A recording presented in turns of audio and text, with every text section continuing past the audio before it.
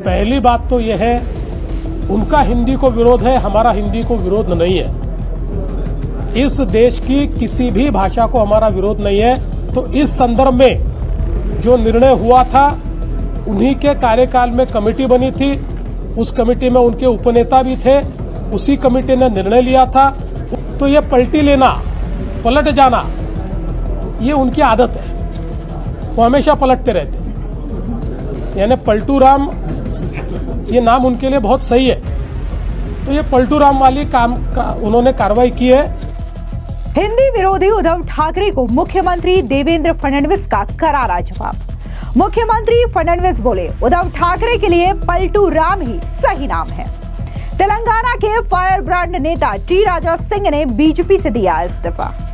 महाराष्ट्र में भाषा को लेकर के चल रहे विवाद के बीच मुख्यमंत्री देवेंद्र फडणवीस ने उद्धव ठाकरे पर बड़ा हमला बोला और हिंदी भाषा का विरोध करने पर करारा जवाब भी दिया है। देवेंद्र फडणवीस ने कहा कि हिंदी भाषा के खिलाफ हम नहीं हैं, हम सभी भाषा का सम्मान करते हैं। उन्होंने पूर्व मुख्यमंत्री उद्धव ठाकरे पर जोरदार निशाना साधते हुए उन्हें पलटू राम बताया और कहा कि उद्धव ठाकरे की सरकार ने ही हिंदी भाषा को अनिवार्य विषय बनाने की सिफारिश की थी। तो भाई दूसरी बड़ी खबर की बात करें तो आपको बता दें कि तेलंगाना के फायर ब्रांड नेता एवं गौशाला महल से विधायक टी राजा सिंह ने भारतीय जनता पार्टी से इस्तीफा दे दिया है। पार्टी से इस्तीफा देने के ऐलान के साथ ही खुद टी राजा सिंह ने सोशल मीडिया साइट एक्स पर इस लेटर को शेयर किया है और कहा कि भले ही मैं पार्टी से अलग हो रहा हूं, लेकिन मैं हिंदुत्व की विचारधारा और हमारे धर्म और गौशा महल के लोगों की सेवा के लिए पूरी तरीके से प्रतिबद्ध हूं। मैं अपनी आवाज उठाता रहूंगा और हिंदू समुदाय के साथ और भी अधिक मजबूती से खड़ा रहूंगा। बताया जा रहा है कि बीजेपी आलाकमान ने एन रामचंद्र राव के नाम पर पार्टी के राज्य अध्यक्ष बनाने पर सहमति जताई है। पार्टी आलाकमान के इसी फैसले से नाराज होकर के टी राजा सिंह ने अपना त्याग पत्र दे दिया। उन्होंने अपना इस्तीफा प्रदेश अध्यक्ष बंडी संजय कुमार को भेज दिया है। अब वही बात अगर हम महाराष्ट्र के मुख्यमंत्री देवेंद्र फडणवीस की करें तो देवेंद्र फडणवीस ने न सिर्फ उद्धव ठाकरे बल्कि राज ठाकरे पर भी निशाना साधा। उन्होंने ठाकरे ब्रदर्स को आड़े हाथों लेते हुए कहा कि ठाकरे ब्रदर्स साथ में चाय पिए या फिर स्विमिंग करें, हमें कोई फर्क नहीं पड़ता। अगर वो छोटी मोटी इसी तरीके से जीत से खुश है तो खुश रहने दीजिए, क्योंकि चुनाव में तो उन्हें हारना ही होता है। बता दें कि मुख्यमंत्री देवेंद्र फडणवीस ने कहा कि हम हिंदी भाषा के खिलाफ नहीं है, हम देश की किसी भी भाषा के खिलाफ नहीं है, सभी भाषाओं का सम्मान करते हैं। उन्होंने उद्धव ठाकरे के नेतृत्व वाली पिछली सरकार पर पलटवार करते हुए कहा कि जब उद्धव ठाकरे सत्ता में थे तब उन्होंने हिंदी पढ़ाना अनिवार्य कर दिया था, जिसकी सिफारिश रघुनाथ माशेलकर समिति ने की थी। उद्धव ठाकरे के लिए पलटू राम ही सही नाम है। सुनिए क्या कुछ महाराष्ट्र के मुख्यमंत्री देवेंद्र फडणवीस ने कहा। पहली बात तो यह है, उनका हिंदी को विरोध है, हमारा हिंदी को विरोध नहीं है। इस देश की किसी भी भाषा को हमारा विरोध नहीं है, हिंदी को तो बिल्कुल हमारा विरोध नहीं है। लेकिन जहां तक हिंदी को कंपलसरी सिखाने का सवाल है, तो इस संदर्भ में जो निर्णय हुआ था, उन्हीं के कार्यकाल में कमेटी बनी थी, उस कमेटी में उनके उपनेता भी थे, उसी कमेटी ने निर्णय लिया था, उस निर्णय को कैबिनेट ने उनके ही स्वीकारा था। तो ये पलटी लेना, पलट जाना, ये उनकी आदत है, वो हमेशा पलटते रहते हैं। यानी पलटू राम, ये नाम उनके लिए बहुत सही है। तो ये पलटू राम वाली काम का उन्होंने कार्रवाई की है। वहीं ठाकरे ब्रदर्स के साथ आने पर मुख्यमंत्री देवेंद्र फडणवीस ने कहा कि दो भाई एक साथ आए, इससे हमें कोई तकलीफ नहीं है। वे साथ आए, चाय पिए, क्रिकेट खेले, टेनिस खेले या फिर स्विमिंग करे या कुछ भी करे, हमें उससे कोई फर्क नहीं पड़ता। सुनिए क्या कुछ महाराष्ट्र के मुख्यमंत्री देवेंद्र फडणवीस ने ठाकरे ब्रदर्स पर कहा। दो भाई साथ में आए तो हमको क्या फर्क पड़ता है? मैं तो कहता हूँ दो भाई साथ में आए, चाय पिए, नाश्ता करे, भजिए खाए, खाना खाए, स्विमिंग करे, टेनिस खेले, बहुत अच्छी बात है। देखिए, ये झुकने वाली सरकार नहीं है, इस सरकार को कोई झुका नहीं सकता। ये जनता के हित में निर्णय लेने वाली सरकार है, लोकतंत्र में लोगों की आवाज को सुनने वाली सरकार है।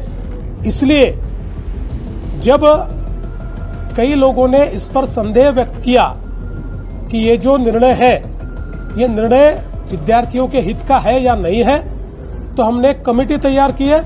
कमेटी तय करेगी निर्णय हित का है या नहीं है। अगर है तो किस प्रकार से है, नहीं है तो किस प्रकार का निर्णय लेना चाहिए, उसके बाद हम निर्णय लेंगे। बाकी इनको छोटी मोटी चीजों में अगर जीत का एहसास मिलता है तो लेने दीजिए, चुनाव में तो हारते ही है। वहीं हिंदी भाषा विवाद को लेकर के बीजेपी के नेता राम कदम की प्रतिक्रिया भी सामने आई। उन्होंने कहा कि उद्धव ठाकरे और यूबीटी के लोग झूठ पर झूठ बोल रहे हैं। जबरन हिंदी लाने का फैसला उद्धव ठाकरे का था। हम सभी भाषाओं का सम्मान करते हैं। किसी बच्चे का क्या नैतिक अधिकार है कि वो कौन सी भाषा चुने? देवेंद्र फडणवीस ने लोगों पर छोड़ दिया है कि बच्चियों और उनके माता पिता ये तय करें कि वो कौन सी भाषा पढ़ेगा। उद्धव ठाकरे लोगों को भ्रमित करने का काम कर रहे थे। सुनिए क्या कुछ बीजेपी के नेता राम कदम ने कहा। पूरी तरह से झूठ पर झूठ और झूठ पर झूठ उद्धव ठाकरे उबाटा के लोग बोल रहे हैं। हिंदी की जबरन हिंदी लादने का फैसला ये उद्धव ठाकरे का था। हम सभी भाषाओं का सम्मान करते हैं, पर वो नन्हा सा बालक है, क्या उसका नैतिक अधिकार नहीं? कौन सी भाषा वो चुने? क्या उसके माता पिता का अधिकार नहीं है? उसके बावजूद भी उद्धव ठाकरे ने उसको जबरन लादा और वही आदरणीय देवेंद्र फडणवीस जी ने लोगों पर छोड़ दिया। बच्चे और उनके माता पिता तय करें कौन सी भाषा चुनने का अधिकार है। लोगों को पूरी तरह से भ्रमित करने का काम उद्धव ठाकरे कर रहे थे। और कल एक नेक काम आदरणीय मुख्यमंत्री जी ने किया कि जिस अहवाल को उन्होंने स्वीकार किया था और जिस पर यह पाबंदी थी उसे ही खारिज कर दिया। सरकार का ये उद्धव ठाकरे का ये भी कहना है कि इस तरीके से जो फैसले हैं वो लिए जाते हैं, उसके बाद फैसला रद्द किया जाता है। इस हद तक हिंदी भाषा को लेकर विरोध क्यों किया जा रहा है और मराठी भाषा को लेकर जो विरोध है वो लगातार सरकार का जारी है। पूरी तरह से उद्धव ठाकरे झूठ बोल रहे हैं। उनका फैसला था हिंदी को शक्ति करने का और महाराष्ट्र की सरकार ने उनका वो फैसला खारिज कर दिया। आपको लगता है कि सरकार ने जो फैसला लिया है उसका आने वाले दिनों में जो चुनाव होने वाला है, बीएमसी चुनाव है या हम फैसले चुनाव को लेकर के नहीं करते, हम लोगों के हितों में फैसले करते हैं और दिन रात करते हैं।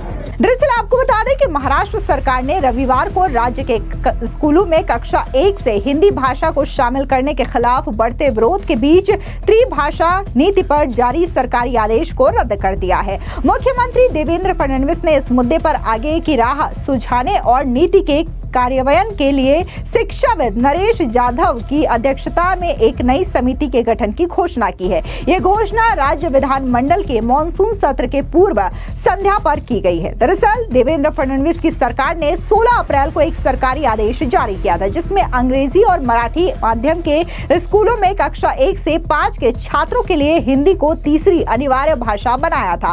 हालांकि व्यापक विरोध के बाद 17 जून को एक संशोधित आदेश जारी किया गया, जिसमें हिंदी को वैकल्पिक भाषा बताया गया था। विपक्षी दल जैसे कि उद्धव गुट की शिवसेना, इसके अलावा मनसे जो कि राज ठाकरे की पार्टी है, और शरद पवार की एनसीपी ने इस कदम की कड़ी आलोचना करते हुए इसे महाराष्ट्र में हिंदी को थोपा जाना करार दिया था। और इसी बात को लेकर के महाराष्ट्र में राजनीति लगातार बढ़ती जा रही थी, जिसके बाद अब महाराष्ट्र के मुख्यमंत्री देवेंद्र फडणवीस ने उद्धव ठाकरे पर यह करारा पलटवार किया है और यह बताया है कि कैसे उद्धव ठाकरे की ही तत्कालीन सरकार ने हिंदी भाषा को अनिवार्य किया था, लेकिन अब जिस तरीके से वो इसका विरोध कर रहे हैं तो उनको पलटू राम जो नाम दिया गया है वो पूरी तरीके से उन पर सही बैठता है, सटीक बैठता है। फिलहाल इस पूरी खबर पर आपकी क्या राय है, कमेंट सेक्शन में जरूर बताएं। धन्यवाद।